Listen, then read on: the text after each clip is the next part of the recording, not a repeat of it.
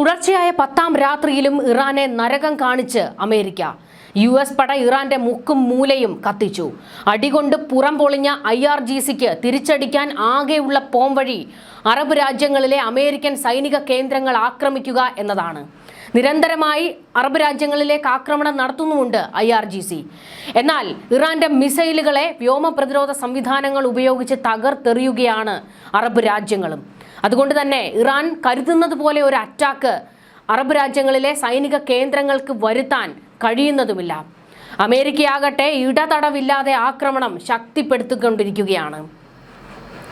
അമേരിക്കയുടെ ഭാഗത്തു നിന്നുള്ള ആക്രമണങ്ങളും ഉപരോധങ്ങളും തുടരുമ്പോഴും വഴങ്ങില്ല, യുദ്ധം തന്നെയെന്ന ഉറച്ച നിലപാടിൽ നിൽക്കുകയാണ് IRGC.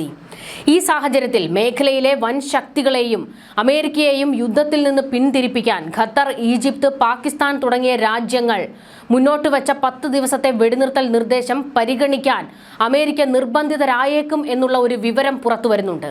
എന്നാൽ ഇങ്ങനെ ഒരു സംശയം നിലനിൽക്കുന്ന ഘട്ടത്തിൽ ഇറാനെ ആക്രമിക്കാൻ യുദ്ധക്കളത്തിലേക്ക് ഇറങ്ങാൻ കാത്തിരിക്കുകയാണ് ഇസ്രയേൽ. ഞങ്ങൾ എന്തിനും തയ്യാറായി നിൽക്കുന്നു, ഇറാൻ ഇനി ഭൂമുഖത്തുണ്ടാകില്ല, ഭൂപടത്തിൽ നിന്ന് തന്നെ തുടച്ചു നീക്കും എന്നാണ് ഇസ്രയേൽ പ്രതിരോധ മന്ത്രി കാറ്റ്സ് വെല്ലുവിളിക്കുന്നത്. എന്നാൽ അമേരിക്ക ഇസ്രയേലിനെ യുദ്ധക്കളത്തിലേക്ക് ഇറക്കാൻ ഇതുവരെ അനുവദിച്ചിട്ടില്ല. അതിനൊരു കാരണം, ഇസ്രയേൽ അടി തുടങ്ങിക്കഴിഞ്ഞാൽ ഇറാനെ മുച്ചൂടും തകർക്കുന്നതിലേ അത് അവസാനിക്കൂ എന്ന് അമേരിക്കയ്ക്ക് അറിയാവുന്നത് കൊണ്ട് തന്നെയാണ് ഇസ്രയേലിനെ ഇപ്പോൾ ഈ യുദ്ധക്കളത്തിലേക്ക് ഇറങ്ങാൻ അനുവദിക്കാത്തത്. ബെഞ്ചമിൻ നെതന്യാഹുവിന് കർശനമായ നിർദ്ദേശം കൊടുത്തിരിക്കുകയാണ്, ഒരു ഘട്ടത്തിലും ഈ യുദ്ധക്കളത്തിലേക്ക് ഇറങ്ങരുത് എന്ന്. എന്നാൽ അമേരിക്കയുടെയോ ട്രംപിൻ്റെയോ ഈ ഒരു നിർദ്ദേശം അനുസരിക്കാൻ ഇനി ഇസ്രയേൽ തയ്യാറായേക്കില്ല. കാരണം ഇസ്രയേൽ കാത്തിരിക്കുന്നത് ഇറാന്റെ സർവനാശമാണ്. കാരണം ഇറാൻ ഭൂമുഖത്തുണ്ടായാൽ ഇറാനും ഇറാന്റെ പ്രോക്സികളും ചേർന്ന് ഇസ്രയേലിനെ ആക്രമിക്കുക എന്ന ഒറ്റ ലക്ഷ്യത്തിലേക്ക് വീണ്ടും തലപൊക്കും. അവർ ഇപ്പോൾ ഒരു സമാധാന കരാറിലൂടെ നിശബ്ദമാകുമെങ്കിലും അല്ലെങ്കിൽ ഈ യുദ്ധത്തിൽ നിന്ന് പിന്മാറിയാലും കുറേ നാൾ നിശബ്ദരായിരിക്കും. എന്നാൽ വീണ്ടും തലപൊക്കും. ഒക്ടോബർ 27 പോലൊരാക്രമണം ഇസ്രയേലിൽ ഇനിയും ഉണ്ടാകും എന്ന് അറിയാവുന്നത് കൊണ്ട് തന്നെയാണ് ഇസ്രയേൽ ഈ യുദ്ധക്കളത്തിലേക്ക് ഇറങ്ങാൻ കാത്തിരിക്കുന്നതും. അവർ കോപ്പുകൂട്ടി കാത്തിരിക്കുകയാണ്. വജ്രായുധങ്ങളെല്ലാം ഒരുക്കി ആയുധപ്പുരകൾ നിറച്ച് കാത്തിരിക്കുകയാണ് ഇസ്രയേൽ. ഇപ്പോൾ കയറിയടിച്ച് ഇറാനെ തീർത്താൽ തീർത്തു, അല്ലെങ്കിൽ വീണ്ടും തല പൊക്കുമെന്നറിയാവുന്നത് കൊണ്ട് തന്നെയാണ് നിശബ്ദമായി സംയമനം പാലിച്ചുകൊണ്ട് ഇസ്രയേൽ ഇങ്ങനെ ഇരിക്കുന്നത്. എന്നാൽ ഒരു സമാധാന കരാറിലൂടെ വീണ്ടും തങ്ങളെ ചതിക്കാനാണ് അമേരിക്ക തീരുമാനിച്ചിരിക്കുന്നതെങ്കിൽ ശക്തമായ രീതിയിൽ തങ്ങൾ ഇരച്ചിറങ്ങും എന്ന് തന്നെ ഇസ്രയേൽ പ്രതിരോധ മന്ത്രി കാറ്റ്സ് അമേരിക്കയ്ക്ക് മുന്നറിയിപ്പ് കൊടുത്തിരിക്കുന്നത്.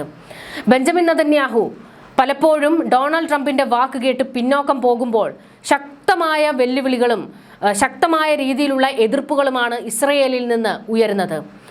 യുദ്ധത്തിലേക്ക് ഇറങ്ങൂ എന്ന് തന്നെയാണ് ഇസ്രയേലിലെ തീവ്ര വലതുപക്ഷവും അതുപോലെ തന്നെ പ്രതിരോധ മന്ത്രി കാറ്റ്സും ഒക്കെ ആവശ്യപ്പെട്ടുകൊണ്ടിരിക്കുന്നത്.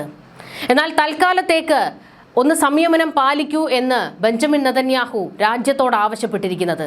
സൈന്യത്തോടും അതുപോലെ തന്നെ ഇറ്റാമിർ ബെൻഗുറിനെ പോലെയുള്ള തീവ്ര ജൂതപക്ഷത്തോടും ആവശ്യപ്പെട്ടുകൊണ്ടിരിക്കുന്നത്. ഏകദേശം ഈ ഒരു യുദ്ധം അതൊരു പൂർണ്ണ യുദ്ധത്തിലേക്ക് കലാശിക്കുമോ എന്നുള്ള ഭയം ഇപ്പോൾ തന്നെയുണ്ട്. അതായത് അമേരിക്ക അതിശക്തമായ ആക്രമണം നടത്തി ഇറാനെ മുച്ചൂടും തകർക്കുകയാണ്. തിരിച്ച് ഇറാൻ കൊടുക്കുന്ന പണികൾ ലോകത്തെ മുഴുവൻ പ്രതിസന്ധിയിലാക്കുന്നതാണ്.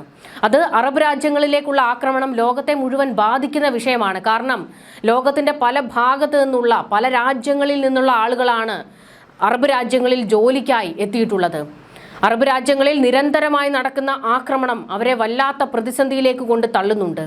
ഇതുകൂടാതെ മറ്റൊരു പ്രതിസന്ധി ഹോർമുസ് തന്നെയാണ്. ഇറാന്റെ ആകെയുള്ള പിടിവള്ളി ഈ അറബ് രാജ്യങ്ങളിലേക്ക് ആക്രമണം നടത്തുന്നതും ഹോർമുസിൽ പിടിമുറുക്കിയിരിക്കുന്നതും തന്നെയാണ്. ഇത് കാണിച്ച് വിരട്ടുകയാണ്. ഇപ്പോൾ അമേരിക്കയെയും കൂടി വിരട്ടാനും പ്രതിസന്ധിയിലാക്കാനുമാണ് ഇറാൻ ശ്രമിക്കുന്നത്. എന്നാൽ ഒരു മയവുമില്ലാതെ അമേരിക്ക അതിശക്തമായ ആക്രമണം ഇറാന്റെ മുക്കിലും മൂലയിലും നടത്തിക്കൊണ്ടിരിക്കുകയാണ്. ആക്സിയോസ് റിപ്പോർട്ട് ചെയ്യുന്നതനുസരിച്ച് നയതന്ത്ര പാത പിന്തുടരണമോ അതോ ഇസ്രയേലുമായി ചേർന്ന് കൂടുതൽ സൈനിക സാഹസത്തിന് മുതിരണമോ എന്ന് തീരുമാനിക്കാൻ കഴിയാതെ വൈറ്റ് ഹൗസ് ഒരു ആശയക്കുഴപ്പത്തിലേക്ക് എത്തിയിട്ടുണ്ട് എന്നാണ്. എന്നാൽ പ്രകോപനപരമായ ഏതൊരു നീക്കത്തിനും ശക്തമായ മറുപടി നൽകാൻ ഇറാന്റെ സായുധ സേന സജ്ജരായിരിക്കുന്നു എന്നാണ് IRGC വെല്ലുവിളിക്കുന്നത്. കൂടുതൽ യുദ്ധവിമാനങ്ങളും അത്യാധുനിക സംവിധാനങ്ങളും മേഖലയിൽ വിന്യസിച്ച് US ഇതിന് മറുപടി കൊടുക്കുന്നുണ്ട്. അതായത് ഇറാനെ സംബന്ധിച്ചിടത്തോളം ഇറാൻ ഇപ്പോൾ ചക്രശ്വാസം വലിക്കുകയാണ്. ഇറാന്റെ ചുറ്റിലും അമേരിക്ക ശക്തമായ പിടിമുറുക്കിയിട്ടുണ്ട്. ഇതിന്റെ കൂട്ടത്തിലാണ് ടെഹ്റാന്റെ മുക്കിലും മൂലയിലും, ഇറാന്റെ മുക്കിലും മൂലയിലും മൊസാദ് ചാരന്മാരുണ്ട്. അവർ കൃത്യമായ വിവരങ്ങൾ അമേരിക്കയ്ക്ക് കൈമാറിക്കൊണ്ടിരിക്കുകയാണ്. ആക്രമിക്കേണ്ട ഇടങ്ങളെക്കുറിച്ചുള്ള ബ്ലൂ പ്രിന്റുകൾ ഇട്ട് അമേരിക്കയ്ക്ക് കൊടുക്കുന്നത്, CIA കൈമാറുന്നത് മൊസാദ് ചാരന്മാരാണ്. അതുകൊണ്ട് തന്നെയാണ് ഇറാന്റെ തന്ത്രപ്രധാന മേഖലകളിൽ അമേരിക്കയ്ക്ക് കയറി അടിക്കാൻ കഴിയുന്നത്. ഇത് മാത്രമല്ല, ഇസ്രയേലിലേക്കും മൊസാദ് ചാരന്മാർ ഇനി തകർക്കേണ്ട കേന്ദ്രങ്ങളുടെ കൃത്യമായ വിവരങ്ങൾ ചോർത്തി കൊടുത്തിട്ടുണ്ട്. അതുകൊണ്ട് തന്നെ ഇസ്രയേൽ ഇനി യുദ്ധകളത്തിലേക്ക് ഇറങ്ങിക്കഴിഞ്ഞാൽ അത് ഇറാന്റെ നാശത്തിന് തന്നെയായിരിക്കും.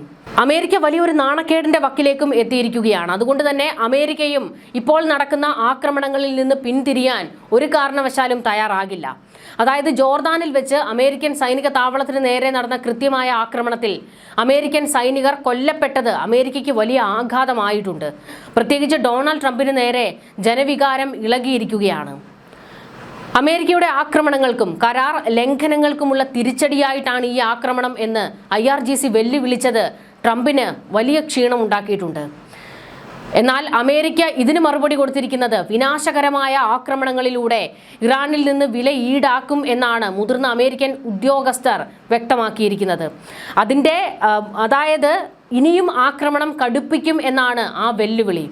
ഇതുവരെ ഇറാന്റെ പാലങ്ങളൊക്കെ ആക്രമിക്കും എന്ന് പറഞ്ഞിട്ടുണ്ടെങ്കിലും, അതായത് അടിസ്ഥാന സൗകര്യങ്ങൾ ആക്രമിക്കും എന്ന് പറഞ്ഞിട്ടുണ്ടെങ്കിലും ചില കേന്ദ്രങ്ങളിലൊക്കെ മാത്രമേ, അതായത് ഇറാനെ ഒന്ന് ഭയപ്പെടുത്തുന്നതിന് വേണ്ടിയിട്ടുള്ള ചില ആക്രമണങ്ങളെ അമേരിക്ക നടത്തിയിട്ടുള്ളൂ. തങ്ങളെ പ്രകോപിപ്പിച്ച് ഒരു പൂർണ്ണ യുദ്ധത്തിലേക്ക് ഇറക്കാൻ ഇറാൻ മുതിരരുത്, അത് നിങ്ങൾക്ക് നാശത്തിനായിരിക്കും എന്നാണ് പെന്റഗണിന്റെ മുന്നറിയിപ്പ്.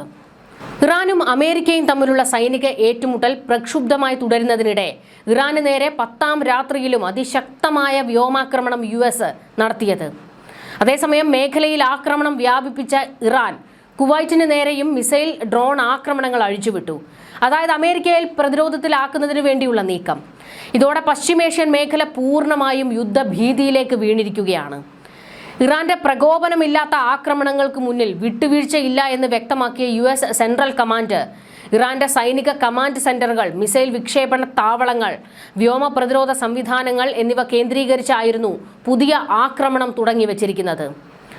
ഹോർമുസ് കടലിടുക്കിലെ കപ്പൽ ഗതാഗതത്തിന് ഭീഷണിയാകുന്ന ഇറാന്റെ നാവികശേഷി പൂർണ്ണമായും തകർക്കുകയാണ് ലക്ഷ്യമെന്ന് അമേരിക്ക വ്യക്തമാക്കിയിട്ടുണ്ട്. ഇറാൻ ഇപ്പോൾ ആക്രമണം കടുപ്പിച്ചിരിക്കുന്നത് കുവൈറ്റിലേക്കാണ്. കുവൈറ്റിന് നേർക്ക് വന്ന ഇറാനിയൻ ഡ്രോണുകളെയും മിസൈലുകളെയും തങ്ങളുടെ പ്രതിരോധ സംവിധാനങ്ങൾ ഉപയോഗിച്ച് വ്യോമാതിർത്തിയിൽ വെച്ച് തന്നെ വിജയകരമായി തകർത്തതായി കുവൈറ്റ് സൈനിക വക്താവ് അറിയിച്ചിട്ടുണ്ട്.